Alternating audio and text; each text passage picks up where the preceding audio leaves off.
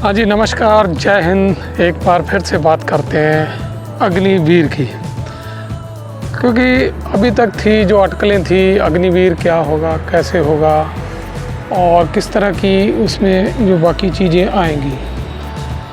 अब क्लैरिटी सामने आ गई है और क्या होगा अग्निवीर की एंट्री और क्या होगा उनका फ्यूचर, ये बिल्कुल क्लियर है।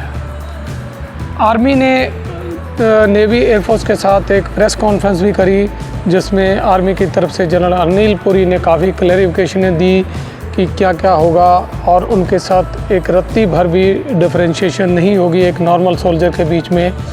पर अगले ही दिन जो आर्मी की नोटिफिकेशन आई उसमें और उनकी कहनी में जो प्रेस कॉन्फ्रेंस में थी बहुत कमी है।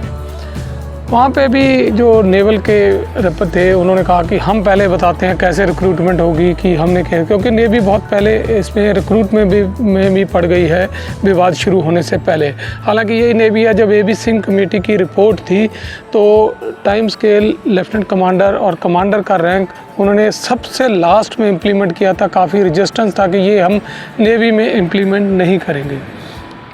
अब कुछ बातें जो आप जानना चाहेंगे अग्निवीर के बारे में वो मैं आपको बताता हूँ। जैसा कि मीडिया में कहा जा रहा है कि बहुत सारी ऑफ़र्स आ रही हैं कि महिंद्रा ने कहा है और कई ग्रुप है कि हम उनको ये जॉब देंगे, वो जॉब देंगे, इतने की जॉब देंगे। किसी बीजेपी के नेता ने कहा हम उनको बीजेपी में सिक्योरिटी गार्ड की नौकरी भी देंगे।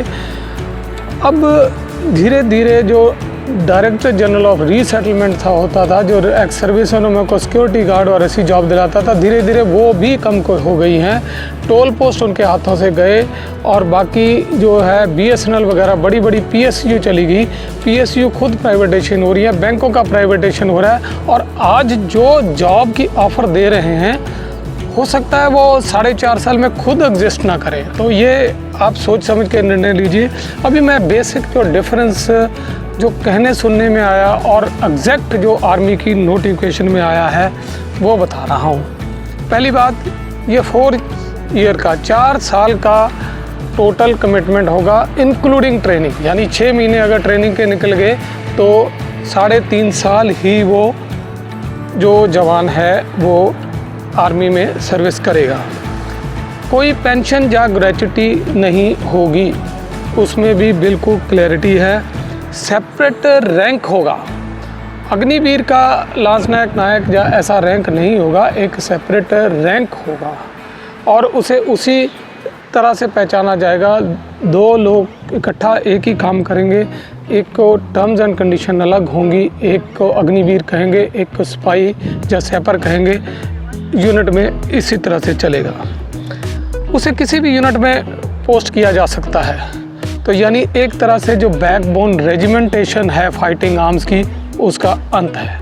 क्योंकि अगर वो एक यूनिट से दूसरी जगह में, तो एएससी ऑर्डिनेंस और कॉम्बैट यूनिट के बीच में कोई फ़र्क नहीं होगा, और ना ही कोई यूनिट की एफिलिएशन या यूनिट का इतिहास से वो लोग अपने आप को जुड़ेंगे। आज रिटायर्ड जवान भी अपनी यूनिट के रेजिंग डे पे जाता है, पर एएससी ऑर्डिनेंस में ऐसी चीज़ें नहीं हैं। क्योंकि एफिलिएशन नहीं है तो शायद ये रेजिमेंटेशन का अंत होगा और प्योर यूनिट होगी। शुरू की प्रॉब्लम ये है कि अगर पूरी 6 यूनिट में बाहर से आप 10 बंदे पोस्ट करोगे तो ये एक इम्बैलेंसिंग होगा, डिस्क्रिमिनेशन भी हो सकती है, तो एक छेड़छाड़ जो ऑर्गेनाइज स्ट्रक्चर के साथ हो सकता है।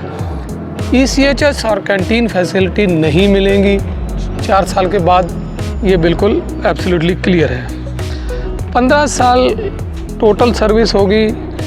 अगर वो फाइनली सिलेक्शन होती है 15 + 4 यानी 19 साल तक नौकर करेंगे। उसमें जेसीओ की टर्म्स भी उन पे लागू होंगी। वो कैसे, जैसे उनकी प्रमोशन होगी कह सकते हैं। एक बड़ा डिफरेंस जो रत्ती भर भी फ़र्क नहीं होगा, कह रहे थे 30 दिन एनुअल लीव मिलेगी, जबकि बाकी जवान को 60 दिन मिलती है। तो एनुअल लीव जो उसकी 30 दिन ही होगी, कोई कैजुअल लीव का जिक्र नहीं है।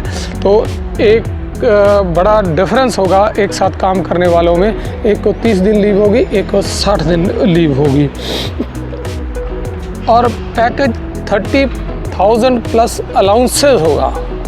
अब अलाउंसेस फौज में सब बेसिक पे होते हैं। ये 30,000 में कितनी बेसिक होगी इसकी कोई क्लैरिफिकेशन नहीं है, क्योंकि अगर 30,000 के ऊपर में इसको बेसिक माना जाएगा, डीए होगा, तो उसकी सैलरी शायद आर्मी के जवान से सैलरी से भी ज़्यादा हो जाएगी, जो एक डिस्पैरिटी होगी। बोनस और इसमें कोई क्लैरिटी नहीं है।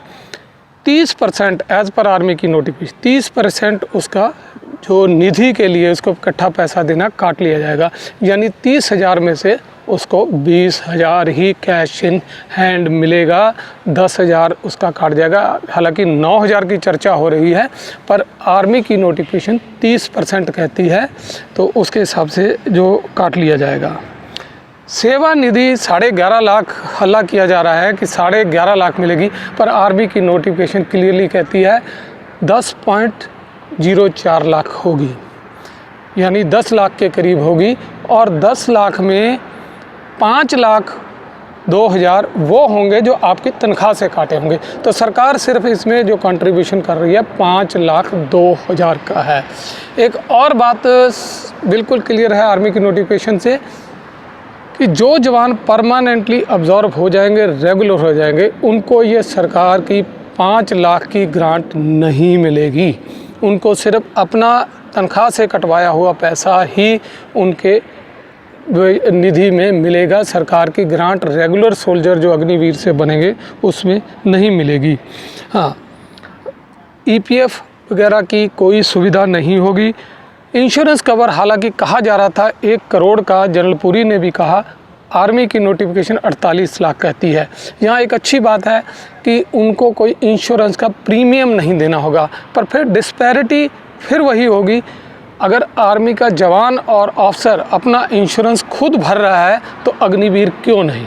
उसके पे सरकार क्यों मेहरबान है कि उसका इंश्योरेंस का पैसा खुद देने को तैयार है? अगर दे सकती है तो बाकी जवानों का क्यों नहीं? वो अपने इंश्योरेंस का पैसा क्यों ना भरे?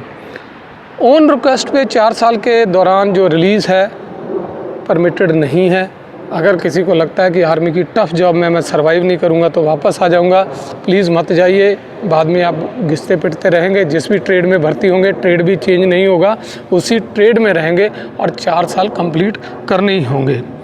सर्टिफिकेट बहुत हल्ला गुल्ला हो रहा है, उसको पढ़ने का मौका मिलेगा, उसको ये करेंगे, ग्रेजुएशन हो जाएगी। 12th क्लास का सर्टिफिकेट देगी आर्मी उसको। ये बिल्कुल नोटिफिकेशन में क्लियर है, मैं नहीं कर रहा, ये आर्मी की नोटिफिकेशन है, नेट पे है, व्हाट्सएप पे है, घूम रही है। तो इस तरह से जो इन चीज़ों को ध्यान में रख के आप जाइए। अच्छी एंट्री है, बहुत बढ़िया है। आने वाले समय में इसकी बहुत चर्चा होगी। ऐसी एंट्रियाँ आपको सरकार को और क्षेत्रों में भी लानी चाहिए, जैसे पुलिस में, जुडिशरी में, बीएसएफ में, खासकर पॉलिटिशियनों में। एमएलए भी 4 साल बनाइए, उसके बाद नए लोगों को चांस।